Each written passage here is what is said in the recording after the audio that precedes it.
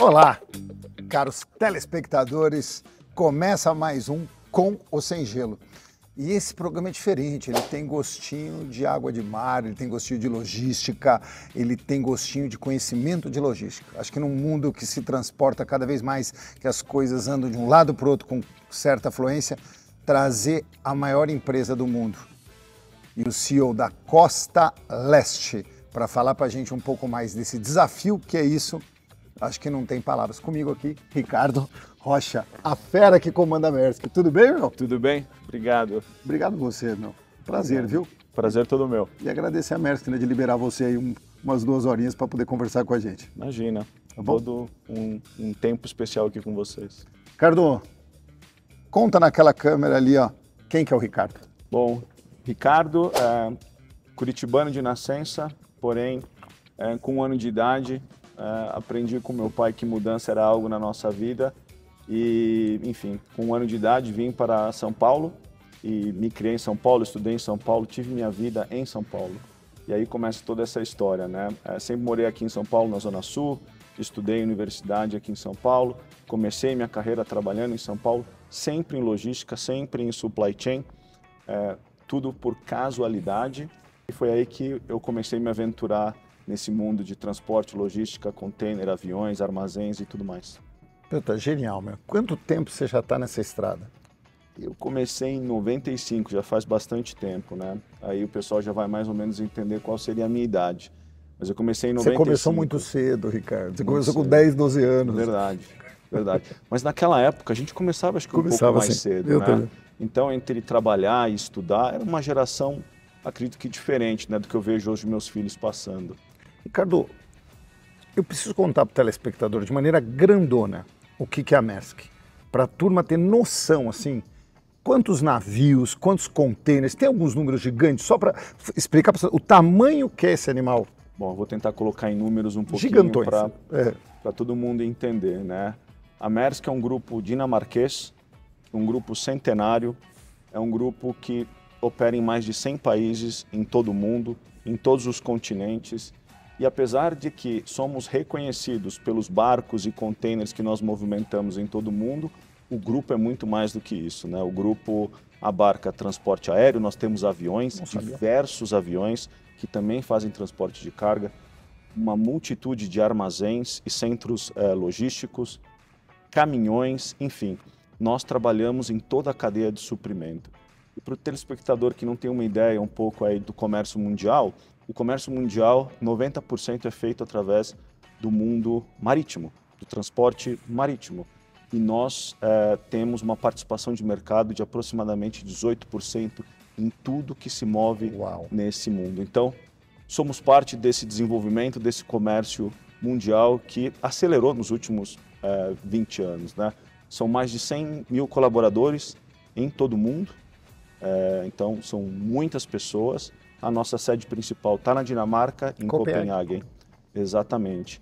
E na região América Latina, eu sou responsável pela costa leste da América Latina, como você mencionou, que envolve o Brasil, Argentina, Uruguai e o Paraguai. É interessante, né? Como você pensa já de cabeça marítima, né? Geralmente a divisão é norte, sul, região geográfica. É a primeira empresa que eu conheci até hoje que faz divisão por costa, porque deve ser importantíssimo para você, posição de porto e tráfego. Genial, genial. Exatamente, essa é a lógica, porque os serviços que a gente oferece no mercado, eles se diferenciam de costa em costa, ou o que a gente chama de trajeto de longo curso ou trajeto de curto curso. O que seria isso?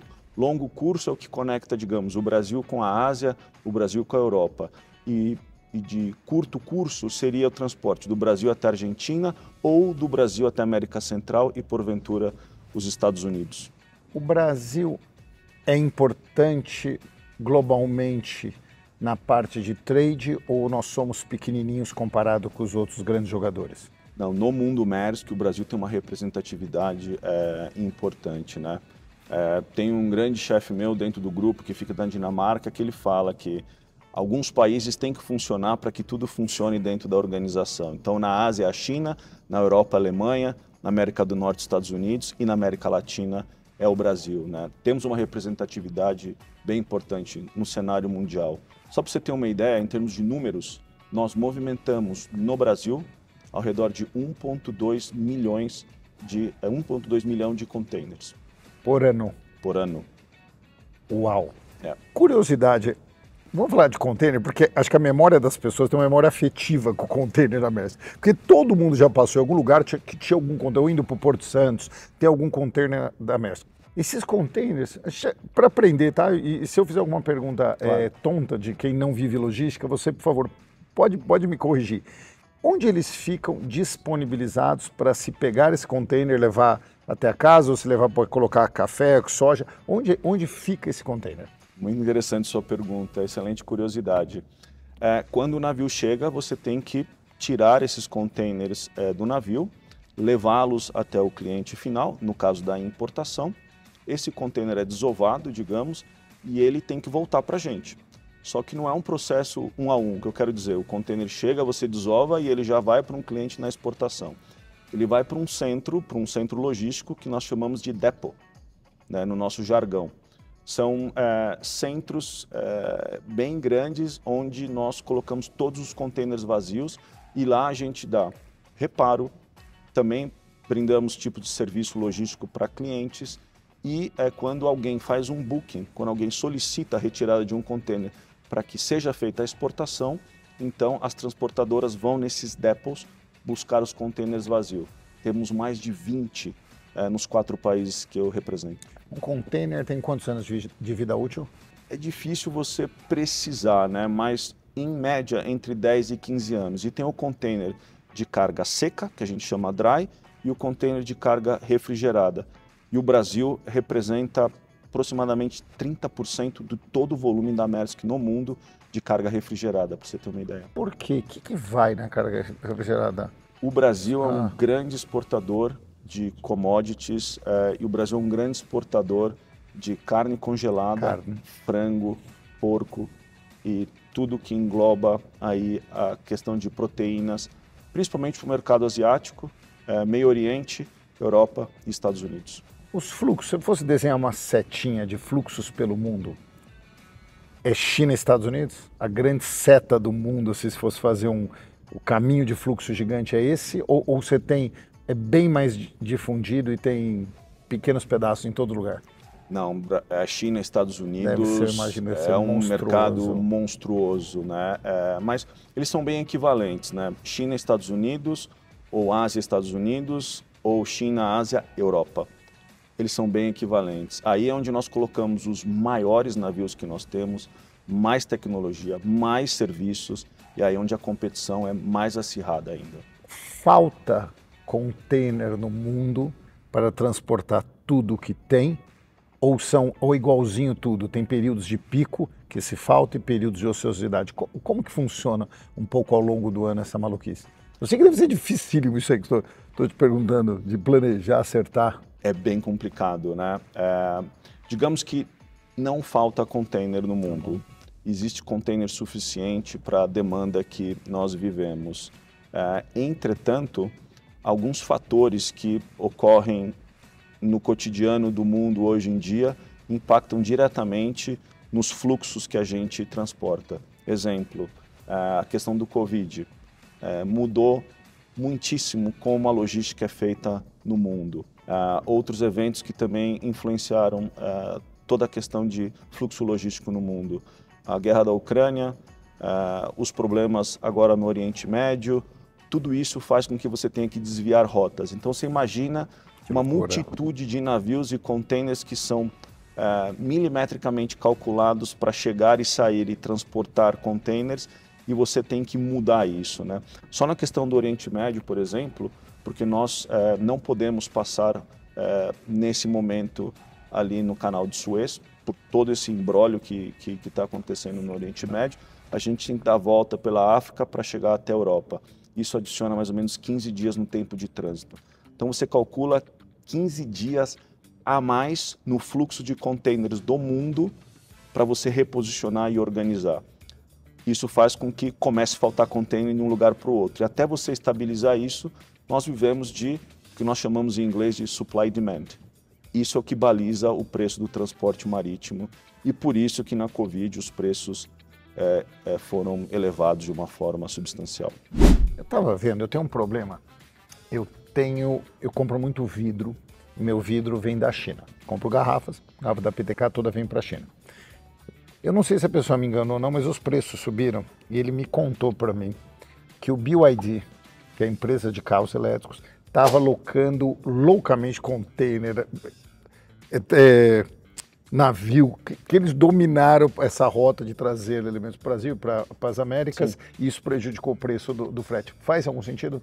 Não exatamente assim, mas tem sua lógica. Me corrige, me dá uma corrigida. Não é questão de corrigir, porque talvez você não está no dia a dia, então isso é difícil entender toda essa questão, né? A China, do que nós entendemos, passa por uma transformação, né? Então, a China, enfim, virou a capital do mundo da produção, se produzia tudo na China nos últimos 20, 30 anos, né? Esse processo está mudando, né? Então a China tem tentado se tornar um foco de energia renovável. E o que isso implica? Carros elétricos, bateria... Célula fotovoltaica. Exatamente. Tudo isso está sendo produzido em larga escala. Bom, acho que não é segredo para ninguém. Se você quer comprar uma bateria para produzir qualquer tipo de carro elétrico hoje, você tem que comprar na China, né? Então, eles fizeram com que, em determinado momento, a quantidade de exportação de produtos relacionados a esse desenvolvimento no ecossistema, nessa parte de meio ambiente que eles estão tentando desenvolver, fizesse com que tivéssemos dificuldades, não como Maersk, mas como indústria, de conseguir acompanhar esse nível de produção, essa quantidade de produção que eles tiveram em um determinado momento. Então, tem lógica, mas não linkaria isso a uma empresa somente. Porque fotovoltaica, eu não sei, eu estava lendo um livro da China que eles erraram a mão, que eles botaram, porque quando o governo chinês acerta, destina investimento, sim, e falou que eles queriam, eles estão entrando para valer em fonte, e eles, célula fotovoltaica, não sei quem falou para mim que tem estoque na China para não sei 1 ano e meio, 2 anos, o mundo inteiro para mandar, tanto que os preços das células baixaram incrivelmente, porque eles botaram um pouco de dinheiro a mais em 2 províncias, falaram que era o que todo mundo produz e hoje eles não têm onde alocar. Então, casando as histórias, sim, aí, deve fazer algum sentido, claro, de como toca isso. Ô, Ricardo, eu imagino, porque a complexidade tem, quando sai algo, eu vou sofrer, quando eu planto soja no Mato Grosso, eu preciso do silo, preciso do caminhão, o caminhão traz até o porto coloca no container, coloca no navio, o navio chega, tira o container, transporta de novo e chega no centro para processamento. É muita touch points, é muitos pontos de tocar na cadeia. Toda vez que eu vejo a Maersk, toda a cadeia de logística adoraria ser integrada, do ponto lá do silo do produtor até a entrega, quase no processamento da Bunge, da Cargill, seja de quem for para lá. Sim. Hoje, você consegue percorrer todo esse caminho ou é muito mais no container e nos navios, a partir do momento de porto para dentro? Excelente pergunta. Esse é exatamente o conceito que a Maersk tem desenvolvido nos últimos 8 anos. Essa foi a razão por que eu entrei na Maersk, né? Então, a Maersk, digamos que ela é líder mundial na logística integrada de containers. O que isso significa? Que nós saímos do porto a porto, do tradicional porto a porto, onde nós operamos aí mais de 700 navios, só para dar um número também para os telespectadores, nós operamos mais de 700 navios em todo o mundo, e o nosso foco durante décadas, né? Eu falei que a Maersk é uma empresa centenária, sempre foi transportar mercadoria de ponto A a ponto B. Nesses últimos anos, o que a gente tem feito? A gente percebeu que esse mercado é complexo e ele se move através do que é supply e demand, né? Então você fica meio que achatado com relação aos seus resultados, porque você sempre depende de um fator externo. A disponibilidade, pode ser agora, exatamente, né? Então, quando a carga chega, foi o que nós começamos a desenvolver toda essa logística, né? Ou de entrega no terminal, no porto, ou na chegada até o cliente final. E o que isso envolve? É o desembaraço aduaneiro, o transporte terrestre, armazenagem e distribuição, em caso de emergências, transporte aéreo, ou até soluções logísticas que envolvem softwares que controlam diferentes suppliers dentro da cadeia de suprimento, e a gente atua como representante dos nossos clientes, que a gente chama de torre de controle, ou no jargão mais técnico, 4PL. Ricardo, toda vez que eu entro e compro um produto da Temu, eu penso em você. Tá? Então eu vou lá, eu comprei minha calçadinha da promoção, não sei o quê. Eu fico falando, pô, mas como vai chegar? O caminho vai chegar. Eu imagino que a integração que vocês devem ter com esses Alibaba, com esses grandes Amazon, Mercado Livre, eu não sei se... Qual é a relação hoje com essa turma? Porque essa turma, você vive com eles transportando, trazendo de alguma forma de um lado para outro isso também. No teu fluxo de produtos que tem lá dentro, as commodities representam quantos por cento, e esse fluxo novo de e-commerce transitando de um lugar para outro, que antes era muito raro, agora eu acho que aumentou, ele aumentou significativamente nos últimos anos? E-commerce é uma realidade dentro da Maersk latente. Nós fizemos algumas aquisições no mundo de empresas especializadas em e-commerce, e hoje em dia, em mercados como o americano, o europeu ou o asiático, a Maersk, além de entregar o container grandão, né, que todo mundo costuma ver nas ruas, ela entrega o pacotinho também. Ela chega nesse nível de detalhe nesses países que eu mencionei. Aqui no Brasil, na América Latina, nós não chegamos ainda na questão do e-commerce. Porém, alguns dos nomes que você mencionou são clientes nossos em diferentes modais, em diferentes formas dentro da cadeia de suprimentos, e é uma realidade nossa. E aumenta, vocês enxergam o fluxo aumentando? Sim. Porque eu não lembro de eu pequeno, aliás, acho que ninguém lembra, a nossa geração, de pedir algo, Sim. Inclusive porque não tinha nem internet, mas você pedia algo que alguém falava assim, eu acho muito legal, não sei, acho que meu filho falou isso pra mim, papai, eu pedi acho que por coisa de ser um barco, acho que era um Lego, e ele virou e falou, demora 60, tá escrito lá que é o tempo de porto. Eu falei, mas como 60 dias? Porque o cara vai produzir? Não.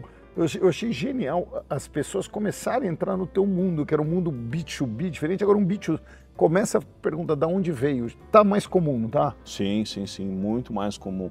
O futuro da logística de uma empresa como a nossa, no mundo inteiro, porque já é realidade em algumas localidades, é você poder entrar no website, você poder falar, olha, eu tenho que transportar X quantidade de pallets para um determinado local. E aí você vai falar, bom, isso aqui vai demorar 60 dias, eu atendo meu cliente ou não atendo? Atendo, tudo bem, vou buscar um container inteiro. Não atende meu cliente, então eu vou parcializar isso. Eu vou mandar um container menor e o resto eu vou mandar ou de avião ou de carga fracionada, mesmo assim no transporte marítimo, porque é mais barato. É a ideia de satisfazer o cliente, ir além, né, das suas capacidades e normalidades que você tem no dia a dia, para atender o tempo de trânsito e a necessidade do cliente, né? É isso que tem acontecido, é isso que a gente tem trabalhado. Tem uma curiosidade, eu queria que você ajudasse a gente, porque é muito curioso isso aí. Eu lembro da Dreyfus, na época minha de Dreyfus, que para transportar suco de laranja eram navios específicos, porque tem problema de refrigeração, de contaminação. Eu sei que é um navio quase só de suco de laranja, não pode transportar nada, como acho que é o petroleiro. Se eu não me engano, o petroleiro também tem essas características comuns. E outro dia, agora entrando no mundo de bebida, eu fiquei sabendo que o saquê, a logística de se trazer saquê também é surreal. Você não pode trazer saquê fechado, você traz temperatura. Mata umas curiosidades para mim, alguns produtos que eu falo, tivemos que desenvolver esse negócio porque tem uma temperatura específica, ou tem que ficar girando a mercadoria, ou tem que ter, não sei, existe essas customizações? Existe. Curiosidade, né? Todo mundo toma sorvete, enfim, e sabe que o Brasil é um grande consumidor de sorvetes, né? E algumas empresas, elas não produzem o palitinho aqui. Então você traz o palitinho do sorvete de outras localidades. Uma curiosidade. A gente é um dos maiores produtores de celulose do mundo, para você com a Suzano, tudo que tem direito, vou e te traz dar palitinho. Outro exemplo interessantíssimo, genial, né? Genial. A gente consome muita batata frita, mas nem toda batata frita que a gente come vem do Brasil. Deve ter um monte de Europa, Bélgica e tudo. Europa, Argentina. Então, existem, né? Hoje em dia o mundo está conectado. Então você produz algo aqui, não necessariamente 100% da composição desse produto, desse material ou do que você quer vender, ele é 100% produzido aqui. Ele vem de diversas partes do mundo. Outra curiosidade interessante, nos containers reefers que a gente opera, por exemplo, para banana, você exporta o container, a banana, em um estágio que ela não pode ser consumida ainda. Porém, quando ela chega no destino, o container tem um controle de temperatura e de umidade que faz com que ela chegue apta ao destino já para consumo. Então você tem a possibilidade de comer a banana fresca no momento que ela chega no destino final. Outra pra gente, flores. Eu tive uma época, minha época de agricultor, que a gente trazia flores da Colômbia, né, para vender no Dia das Mães. É um ciclo de 7 dias. É uma coisa insana. Você tem alguns ciclos também que são muito curtos, que vocês têm um problema, ser falhado e o cara vai ligar para tua casa, Ricardo, pô, pisou na bola. Existe muitos produtos de consumo bastante curto? Existe. Flores é um dos melhores exemplos. Não tanto no Brasil. Nos Estados Unidos, o Valentine's Day é loucura, mas né? quando chega a época do Dia dos Namorados nos Estados Unidos, né, o famoso Valentine's Day, na Colômbia, o aeroporto Eldorado, em Bogotá, ele fica praticamente cheio de aviões cargueiros. Eu não estou falando de um avião cargueiro de pequeno porte, estou falando de um 747, que é um avião que leva 100 toneladas de carga, um 767, enfim, e transportam todas essas flores para os Estados Unidos. Em grande maioria para Miami, e de lá, dentro da malha americana, se distribui dentro do seu território. E aí é uma logística super justa e apertada. E também tem alguns vinhos franceses que precisam de um consumo muito rápido. Então também é uma quantidade de aviões que se posicionam na França para levar esses Vocês entram vinhos. Também, esse mercado também, Maersk faz um pouco? A Maersk também faz transporte aéreo, somos uma das líderes mundiais de transporte aéreo também, não tanto nessa questão de vinho, mas na questão de flores a gente também já está bem metido aí na Colômbia. Não é uma área que eu cuido, mas eu tenho ciência de que meus colegas fazem lá. Tudo que eles sofrem, né? Exatamente. Tudo que eles sofrem para fazer isso. É um mercado gigantesco. Gigantesco. Não, esses de consumo rápido, eu lembro que ele explicou a cadeia, ele falou para mim que do momento que colhe ao momento que está na tua casa, não sei se era de 9 a 15 dias, mas que seja 15, come on, né? Chegar, transportar, chegar na pessoa, passar na Ceasa, a pessoa comprar, chegar em outro, chegar... Eu acho que o grande desafio do mundo é logística, tá? Eu acho que a gente tem... O que você fala de infra brasileira? Eu escuto muito energia elétrica, toda a turma reclamando, se o Brasil crescer 5%, vai faltar energia. Na época eu trabalhei muito com silos também, eu lembro da Kepler Weber falando muito de ausência, que o Brasil não tinha infraestrutura para aguentar toda a produção. Quando a gente olha um pouco os seus outros modais, o Brasil precisa de mais investimento em infra? Sem dúvida. Esse é um gargalo sério, é um tema complicadíssimo no Brasil.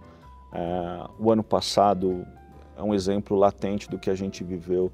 O Brasil teve um boom de exportações no ano passado, que foi super positivo para a balança comercial. Todo mundo gosta que o Brasil esteja crescendo, a gente torce para que o Brasil cresça. Eu, depois de 18 anos, voltar para o Brasil e ver todo esse crescimento que a gente teve é algo super interessante. Entretanto, os desafios logísticos são substanciais. Você imagina que os terminais são antigos, não tem a capacidade necessária. Os navios que chegam hoje na costa brasileira são navios de 10, 15 anos de tecnologia passada. Então, o primeiro mundo utiliza navios maiores, mais eficientes, navios que ajudam mais o meio ambiente, e nós estamos bem atrás nessa questão, né? Então, é um tema bem sério no Brasil, né? Para vocês terem uma ideia, a gente tem alguns medidores, né, para poder entender o que está acontecendo no mercado brasileiro. Quando a gente fala de terminais, nós somos donos ou atuamos em parceria em alguns dos principais terminais no Brasil, então é fácil a gente ter acesso a isso. Um indicador saudável de operação é que você ocupe os pátios desses terminais em, no máximo, 85%. O ano passado nós operamos grande parte do ano em 100% em alguns terminais, 95%, e em casos absurdos passou de 100% da capacidade. O que isso significa? Como isso se traduz no dia a dia do importador, do exportador? você não consegue depositar o seu container, você não consegue tirar o seu container em tempo, os caminhões fazem fila nos terminais. Gente pagando demurragem. É um custo logístico altíssimo, todo mundo perde, o meio ambiente não fica feliz com essa situação e é difícil que todo mundo entenda que não tem mais por onde ir. O Brasil precisa seriamente olhar a questão de investimentos, né? Então, é o que a gente tem trabalhado bem forte com as entidades responsáveis e isso pode impactar sim o Brasil. Ricardo, gargalo é mais porto, mais velocidade de chegar e buscar, mais container, mais caminhão. Onde tem alguma ponta aí que grita mais? Acho que, infelizmente, a gente tem problemas em diferentes partes da cadeia de suprimentos, né? Voltando a falar do ano passado, o colapso que gerou, por exemplo, no transporte marítimo, desencadeou uma série de transportes emergenciais aéreos. Okay? A indústria automotiva foi altamente afetada. Então você está produzindo o seu carro, a tua peça não chega porque o navio está esperando 7 dias para atracar ou 10 dias para atracar, um exemplo. Então você faz o carro, mas não tem o volante. Ou você termina o carro e não tem as rodas. E assim sucessivamente. Estou utilizando a indústria automotiva apenas como um exemplo, né? E aí o que acontece? Você colapsa os aeroportos. Viracopos e Guarulhos, em determinado período do ano passado, ficou totalmente colapsado também. Então, uma coisa puxa a outra.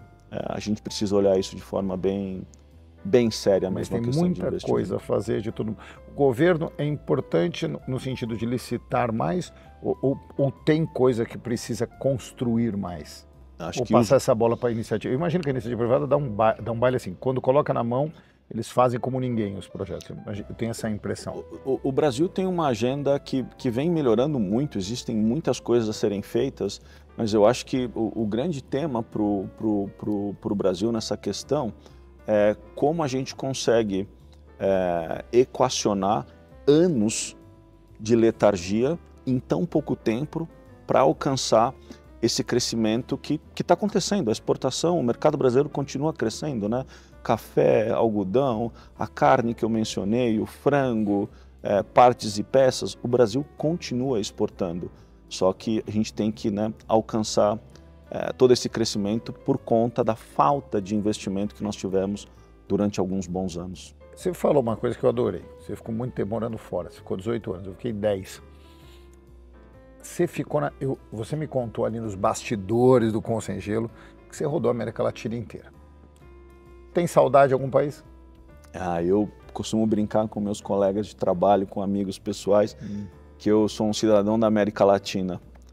Então, para mim, a questão de estar no Brasil, estar em qualquer país latino-americano, é quase que a mesma coisa por essa experiência, por essa vivência, né? Eu fiquei 18 anos fora, tive a oportunidade de viajar por toda a América Latina e de morar, né? De sentir como funciona, né, a vida em diferentes países. Eu morei na Colômbia, morei na Argentina, morei no Chile, morei no Panamá, morei no Peru, morei no Panamá e de volta ao Brasil desde junho do ano passado. Eu tô te complicando a vida, né? Pediu que você gosta mais, né? Tá te complicando a vida. Teu time lá do Peru vai querer te matar, meu. Cada um tem um lado positivo, né? Eu vou falar um ponto positivo. Eu acho que a vida na Argentina foi muito bacana, muito gostosa. Por mais que a gente tenha essa rivalidade do futebol, mas tem muitas coisas similares ao Brasil. Buenos Aires é uma cidade super agradável. O Chile é um país super organizado. Foi a primeira vez que eu senti que eu paguei imposto. No momento que eu fui sair, o governo bateu na minha porta e falou assim: olha, você tem que levar o seu dinheiro que você pagou aqui de volta, né? Tipo, experiências que realmente são interessantes. O Peru, riquíssimo em cultura, gastronomia, né? Maravilhoso. A Colômbia, o povo, né? Um povo alegre, um povo querido. Você ficou em Bogotá mesmo? Morei em Bogotá mesmo. Gostoso. E o Panamá, acho que é um país pequeno, numa região que talvez o brasileiro não conheça tanto, que tem muitos desses elementos que eu falei de todos esses países, né? É uma economia relativamente estável, você recebe em dólar, é seguro para o padrão América Latina. Enfim, fui muito feliz nesses 18 anos e fiz amigos, enfim, conheci muito. Meus filhos, por exemplo, um nasceu na Colômbia e a outra, que tinha 1 ano de idade, quando nós saímos do Brasil, ela, enfim, cresceu, foi educada, enfim, em diferentes países aqui da América Latina. Ricardo, dá uma ajuda para o telespectador, explica para esses caras, a turma não tem noção o tanto que é importante o Panamá na rota do mundo marítimo. Explica para a turma lá por que o Panamá tem essa relevância. O Panamá tem um papel-chave, né, na logística mundial, principalmente na logística marítima, né, no que tange a logística marítima. Então você consegue, de alguma forma, diminuir o tempo de trânsito de forma substancial, né? Então os navios que vinham da China e tinham que chegar na costa leste dos Estados Unidos, né, ali na Flórida, em Houston, ou até lá em Nova York, Newark, etc., eles tinham que dar uma volta enorme, né? Então, com o Canal do Panamá, você corta e reduz o tempo de trânsito de forma substancial, né? Além disso, todo o comércio ali na América Central, Caribe e o próprio Caribe colombiano foi beneficiado com o canal. Do contrário, esses países teriam dificuldade, né, em acesso ao Oriente. Esses são alguns dos fatores, né, que possibilitam, enfim, um crescimento e possibilitam que todos esses países consigam prosperar, né? O Panamá é chave. Quando eu saio, os Estados Unidos eu não sei as principais rotas, se sai da costa leste ou costa oeste. Quando eu saio de Nova York, toda a rota que vai para a China, obrigatoriamente tem que passar pelo Canal do Panamá, tá certo o que eu estou falando ou não? Não vou falar que é obrigatoriamente, mas é uma rota importante. Dos serviços mais óbvios, sim. Você não vai sair de Nova York e dar volta pela África para chegar no Oriente. Você vai cruzar o Canal do Panamá. É a rota mais rápida e mais eficiente hoje em dia. E não somente isso, porque o pessoal pensa que o Panamá é um país de trânsito, mas também de entreposto. Então algumas empresas escolhem o Panamá para deixar mercadorias lá como hub, né? E de lá eles pulverizam, né, e chegam em diferentes localidades, diferentes produtos, diferentes países, diferentes quantidades. A legislação panamenha no que tange a parte aduaneira é muito moderna, é muito favorável, é fácil de operar. Pergunta para você. Eu sei uma pergunta, a gente está vivendo um cenário de incerteza americana. Sobe tarifa, hoje anunciou tarifa com a Índia, pode ser quando esse programa já tenha caído a tarifa, sim, todo dia.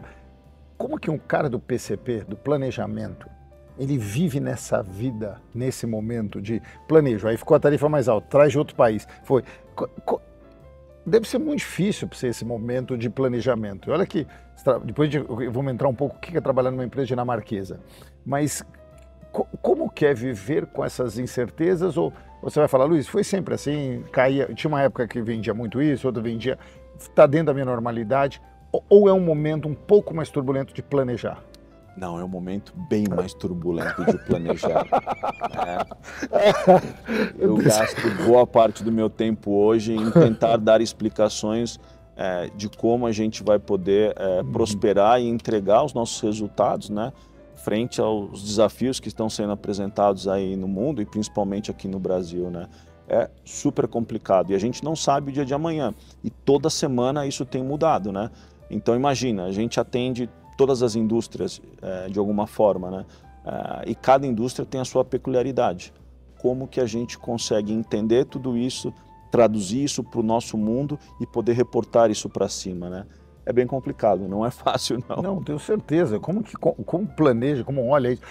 Curiosidade minha, os contratos são, deve ter de toda modalidade, deve ter eu tendo hoje a minha mala, minha casa, que eu quero mudar para um país e por acaso eu venho para Maersk, e também eu imagino que deve ter gente que por ano fala mais ou menos transporte tudo isso no período de julho, agosto e já deixo planejado para isso. Funciona todo tipo de modalidade ou grande parte dos seus acordos são contratos de longo prazo? A gente tem um mix. Eu vou chutar hoje que uns 55% são contratos que a gente chama de longo prazo e uma outra parte seriam o que a gente chama de spot. Então você vai na web e você compra o espaço no navio e eu te disponibilizo o container. Mais ou menos assim que funciona hoje essa questão de transporte e disponibilização de espaço nos navios.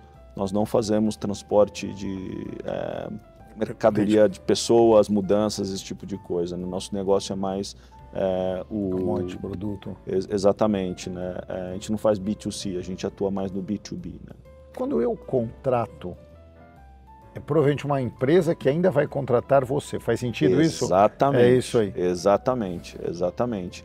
Aí é outra questão. Que ela vai eu fechar disponibilizo o container para ele e ele se encarrega de fazer tudo. O que a gente chama no jargão de NVOCC, né?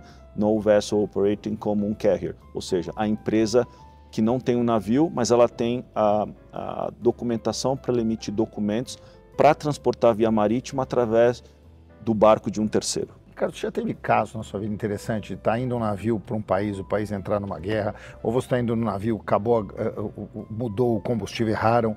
Você deve ter passado tudo na vida em 18 anos, e mais um pouco. Tem algum caso bacana, diferente aí que você queira dividir, meu? Uau, tivemos situações, eu imagino, tivemos situações complicadas, né? Nós exportamos ou exportávamos, né, muita carne para a Rússia, né? E o nosso grupo decidiu em um determinado momento que é o mercado que a gente deveria sair, né? Então, carga chegando, como que você vai receber depois esse dinheiro de um container que está indo para o outro lado do mundo em um país que a gente não quer fazer mais negócio, né? Mas, graças a Deus, tudo funcionou super bem, mas são curiosidades e coisas que acontecem assim no meio do caminho e você tem que ter um time extremamente bem preparado, um time bom e uma empresa, né, com a envergadura da nossa para poder atuar em ambas pontas para tentar solucionar problemas como esse que acontecem. Logística sempre você vai ter surpresas. A grande questão é como resolver isso. Como resolver, que rápido você resolve, qual tipo de atenção que você dá aos seus clientes.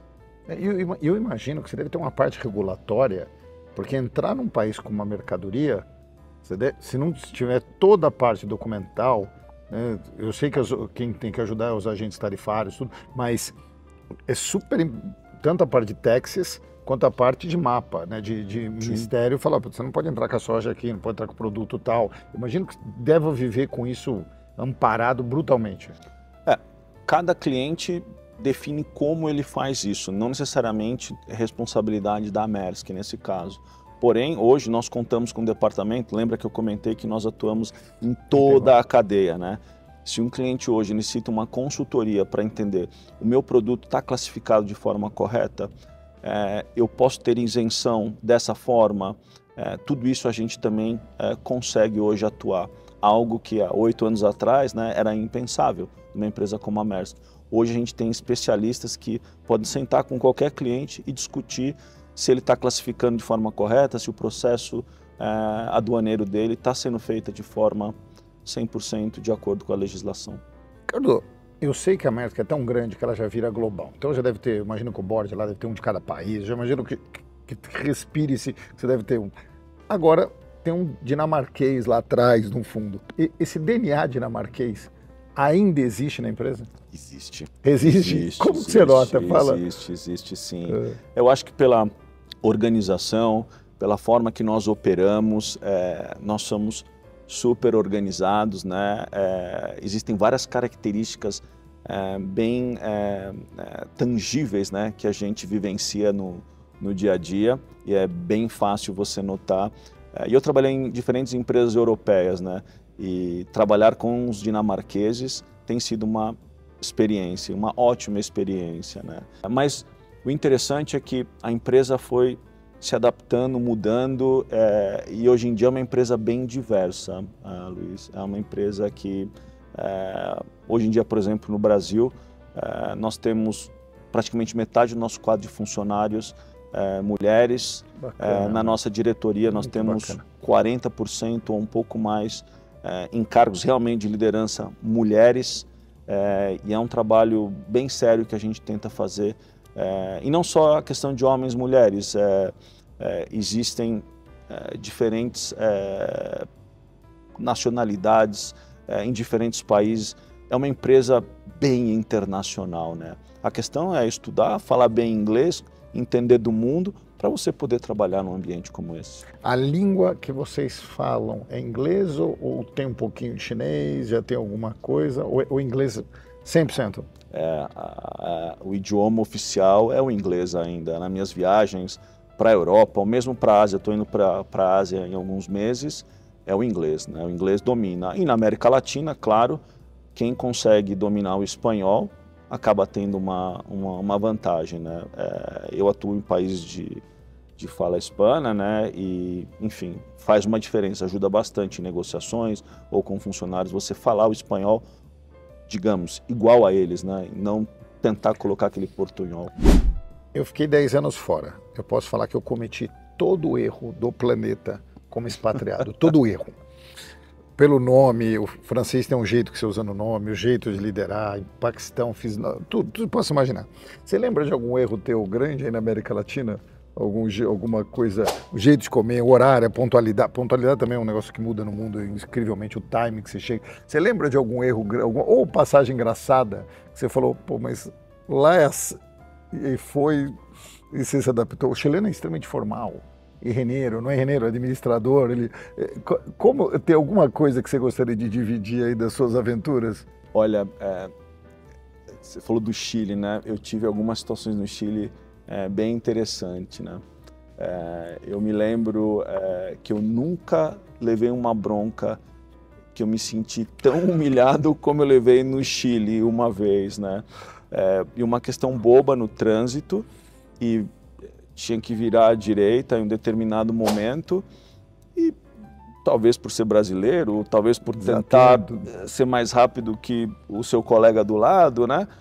Eu fui tentar entrar e o farol fechou, e eu acabei ficando no meio, passou no meio ali, né, do cruzamento, e fiquei com o carro na faixa, né? De repente veio uma moto com a sirene, o cara parou a moto na minha frente, mas ele me deu um esculacho, olha, muchacho, me deu uma bronca que não foi a questão, porque eu levei uma multa no final, né? Mas além da bronca, você deu uma multa. Não foi a questão da multa, foi o puxão de orelha que eu levei. Falei, nunca mais eu tento avançar, ou quando o farol estiver amarelo, eu vou me comportar da forma correta. Outro caso curioso também no trânsito no Chile, numa blitz me pararam e pediram um documento. E eu tirei uma carteirinha que eu tinha, e tinha o documento do carro, a minha CNH do Chile, etc. E eu entreguei para o policial. Era uma mulher ainda. Ela devolveu para mim e falou assim, você que tem que saber quais são os documentos que você tem que apresentar. Você tira daí da onde está guardado e me mostra o que você tem que apresentar. Então são algumas lições que eu aprendi aqui na América Latina, né? E você conseguiu deixar amigos em todos os cantos? Graças a Deus. Eu acho que esse é o grande legado desses meus 18 anos. Vários amigos, várias experiências, e você começa a enxergar o mundo. Imagino que você também enxergue o mundo de uma forma um pouco distinta depois tem uma lição de humildade, de alguns anos, né, morando fora. Você concorda? Tem uma lição de humildade, porque a gente tem uma visão muito... A gente é egocêntrico sem saber, a gente acha que o mundo todo é igual a gente, né? Concordo. Eu lembro na Suíça, a primeira vez que eu chamei uma pessoa para jantar, a gente sempre foi muito sociável. Chamei um suíço típico alemão para jantar, ele olhou para mim e falou, por que você quer que eu vou na tua casa? Aí eu falei, eu quero aprender um pouco mais da Suíça. Ele falou, tá bom, então eu vou. Mas, bom, eu nunca tinha tomado por que você quer que eu vou na sua casa, né? Os horários, a relação de timing. A América Latina tem uma coisa, ela é muito parecida, o time todo é distorcido. Sim. Mas Estados Unidos, quantas reuniões você foi? Acho que na Dinamarca também. Está marcada às 7, é às 7. Sim. E 9 horas você vai embora. E vai abrir a porta e adeus, Ricardo, seja feliz, sua esposa. Falou, mas calma, eu ainda tenho café. Não, não tem café. 9 horas são 9 horas. Sim. Então essa relação de pontualidade, do tempo, como ele roda na cabeça das pessoas, é incrível. Acho que eu aprendi muito, muito, muito. Acho que eu alterei muito algumas coisas.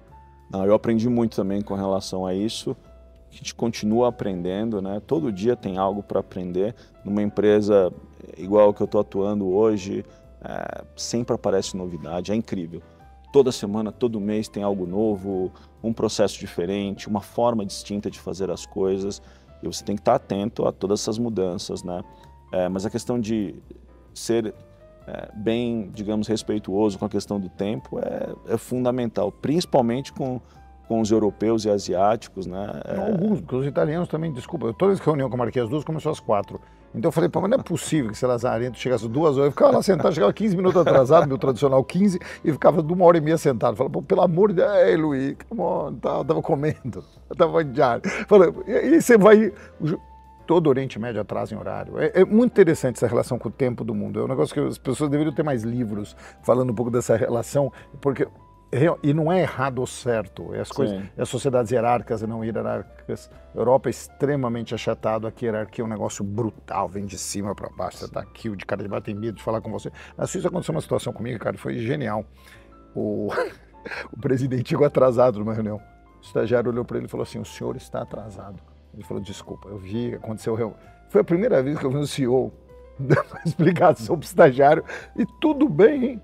Tudo tranquilo, 5 minutos andamos. Eu falei, genial. Eu falei, se fosse o Brasil, de um maluco, aí alguém já tinha colocado o X nas costas do coitadinho. Eu falei, que legal. Eu fiquei super orgulhoso. Eu falei, que bom que pode ser mais franco. Quando tá errado, independente de quem seja, né? Sim.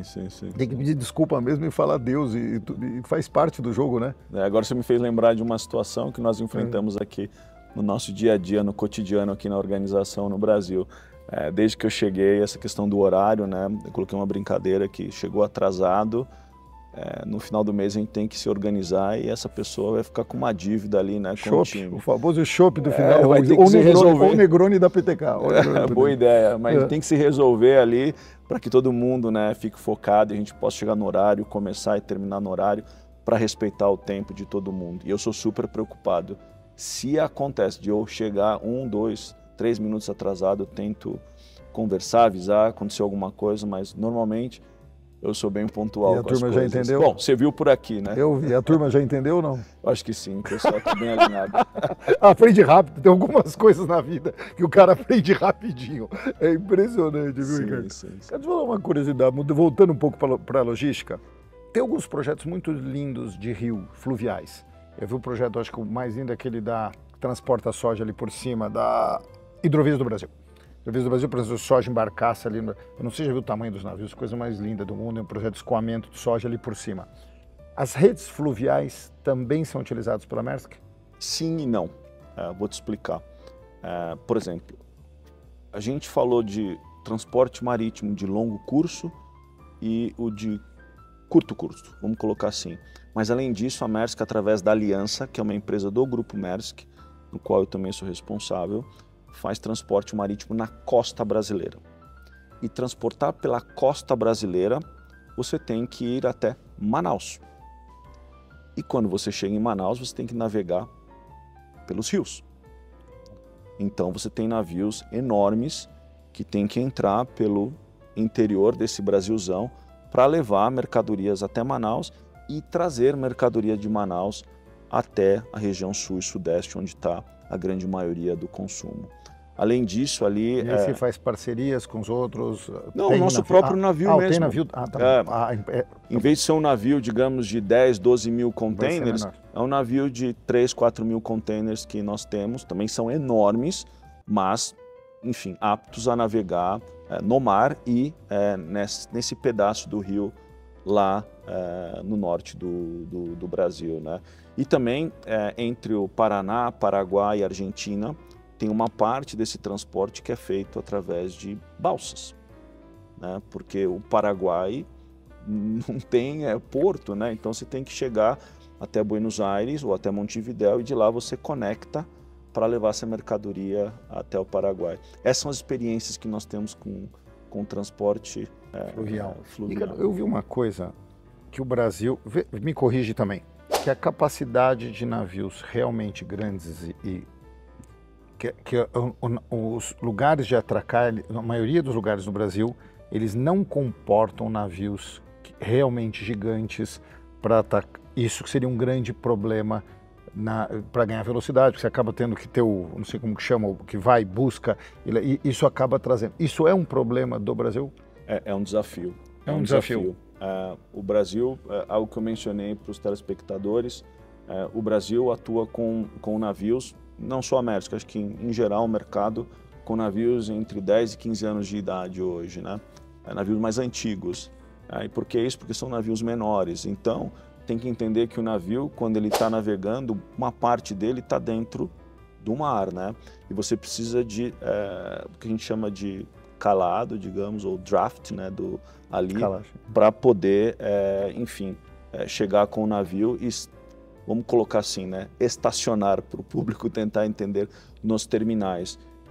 E essa profundidade hoje nos portos brasileiros não são as melhores, né? Então, isso em média, é de todo o Brasil? É um problema? Grande maioria. Grande maioria. Em grande maioria. Então, em média, 13, 14 metros de profundidade. Mas para você trazer esses navios enormes, você precisaria entre 16 e 18 metros de profundidade, principalmente em Santos, para chegar com navios realmente grandes. Mas alguém pode perguntar qual é a grande vantagem de chegar com um navio bem maior? Tem a questão do meio ambiente, né? Você transporta mais com navios mais eficientes de uma só vez. Tem a questão do custo. Os navios mais modernos, eles são mais baratos de você operar e, como consequência, esse custo vai ser repassado para o cliente final, além de ter uma lógica em tudo isso, né? Você transporta mais com uma mesma base de custo, então sai mais barato no final das contas para todo mundo. Então é um gargalo, mas existem algumas exceções. Tem um ou outro porto no Brasil que tem, digamos que a profundidade necessária, mas não são portos, digamos, tão relevantes assim no cenário logístico brasileiro. Genial. A gente está indo um pouco para a reta final. Você tem um time de liderança que acompanha você. Teu CFO, teu diretor de recursos humanos, diretor de operação. O que é indispensável desse time que você gosta, ou que você fala, isso eu não abro mão? Não sei se o bom humor, não sei se a garra, não sei... Qual é a característica que você fala é indispensável no meu segundo layer para seguir essa jornada comigo? Uau, que pergunta difícil. Porque sempre vai ter um que tem uma coisa, o outro não tem a outra. Por isso que é um pouco... Tem que animar um pouco também, né, Ricardo? Tá muito fácil para você aqui, meu. Eu acho que o que nós conseguimos, eu não, nós, né, todo o time conseguiu colocar no nosso dia a dia do trabalho trabalhar com alegria, mas com muita responsabilidade e entender que amanhã sempre vai ser necessário fazer mais e sempre vamos ter desafios com esse mundo que a gente, né, vive hoje em dia, né? No mundo da logística, resiliência, então seria a palavra? Você tem que ter a resiliência, você tem que ter flexibilidade e muitas vezes, né, não quero soar como mágico, né, mas você tem que tentar antecipar esses problemas de forma a prever e poder entregar algo de valor para o seu cliente, né? É isso que a gente tenta fazer, né? Ter resiliência, se antecipar e gerar um ambiente de trabalho diverso, alegre, e que isso se transforme numa força, né, para a gente poder atuar igual a gente está atuando, e graças a Deus, ótimos resultados nesse tempo que eu estou por aqui. Não tenho dúvida que você está brilhando. Algo inaceitável, outra coisa que você... Tem alguma coisa que você, na entrevista, se tiver mau humor, se for uma pessoa, não sei, mudou muito, tem alguma ponto que te chama a atenção que você fala, não cabe no meu time? Eu gosto muito da questão da resiliência, da paixão, porque eu cresci na minha carreira e eu acho que muito do que me catapultou, né, na carreira, digamos, foi resiliência, paixão, força, a vontade de crescer, de fazer acontecer. Então, uma pessoa numa entrevista vem calma, não fala muito, não explica seu ponto de vista, não coloca a sua opinião. É difícil, porque o dia a dia você sabe, é falar com um fornecedor, é discutir com um dinamarquês, é enfrentar um cliente, é muita coisa, é uma parada de linha, é um avião que não chega, é um navio que não pode atracar por questões de neblina, ou situações que a gente passa, né? Ou o mar está muito agitado, então o comandante não autoriza ele a atracar o navio por causa das ondas, e você tem que explicar para o cliente está desesperado em tentar receber aquela mercadoria, né? Se você não tiver um time que entenda qual a mensagem que você tem que fazer, é difícil, né, você progredir. Para a gente terminar, olha para aquela câmera e dá um recado para o cara jovem, que está louco, que adora logística, o olho está brilhando. O que você fala para esse cara? Os anos estão vindo, está no último ano de faculdade. O que você fala para esse cara? Acredite. Eu acho que acreditar é algo super importante. Nós temos programas hoje dentro da organização de formação de jovens em algumas situações, digamos, menos favorecidas, e vários deles hoje já atuam na empresa em cargos interessantes, então acreditem. A questão da resiliência, não desistam tão fácil, eu acho que é importantíssimo para essa nova geração, e falar idiomas e entender de tecnologia. Não dá para não ficar sem, né? É fundamental. Acho que sem esses dois elementos fica bem complicado, né? E é óbvio, acho que é um coquetel. Você também trabalha com coquetel, né? Com drinks. A gente também tem o nosso coquetel aqui para poder tomar algumas decisões, né? Se cada profissional tiver esse coquetel, digamos, de habilidades, ajuda bastante no momento da entrevista, entrar e poder crescer dentro de uma organização como a Maersk. Algum livro que você recomenda? Algum livro que eu recomendo? Eu gosto de ler bastante biografia, né? Qual que foi o último? Eu estou lendo agora uma do Pelé. Ah, eu vi, lançou agora. Eu estou lendo uma agora do Pelé, eu acho fantástico. Eu já li várias biografias. A que eu estou lendo agora é a do Pelé, mas... Eu vi uma do Al Pacino, se tiver chance de ver. Ah, maravilhosa a historinha dele, humilde, batalhador, como ele sobe. Se tiver chance, vale a pena, vale a pena. Eu esqueci o nome do livro, mas teve um livro que eu li recentemente sobre resiliência. O nome do comandante era Shackleton, de uma expedição no começo de 1900, que o navio ficou ancorado na Antártida e durante meses ele teve que lidar com toda essa situação, sem comida, sem equipamento, sem comunicação. Ele conseguiu trazer de volta todos sãos e salvos de volta para a Inglaterra. Espetacular o livro. Uma indicação do nosso chairman num jantar que ele falou e eu fui atrás e li, e o livro é fantástico. Ricardo, tem nem o que falar, meu. Acho que para quem está aí, você não aprendeu um pouco de logística, não aprendeu um pouco de mundo, não aprendeu essa visão um pouco mais holística das coisas, acho que é uma chance única de ver esse programa e se inspirar. Eu acho que é uma aula de inspirador, dá para ver que é um guerreiro, 40 anos ralando, tá aí, CEO da Maersk. Que Deus ilumine, que um dia você suba lá em cima na Dinamarca, a gente vai lá te visitar ainda, falar o brasileiro batalhando. Tudo dê certo nessa vida. Obrigado, Ricardo. Obrigado. Muito legal, viu? Obrigado, um prazer. Afinal, com ou sem gelo, se despede agora. Uma excelente semana para vocês. Beijo.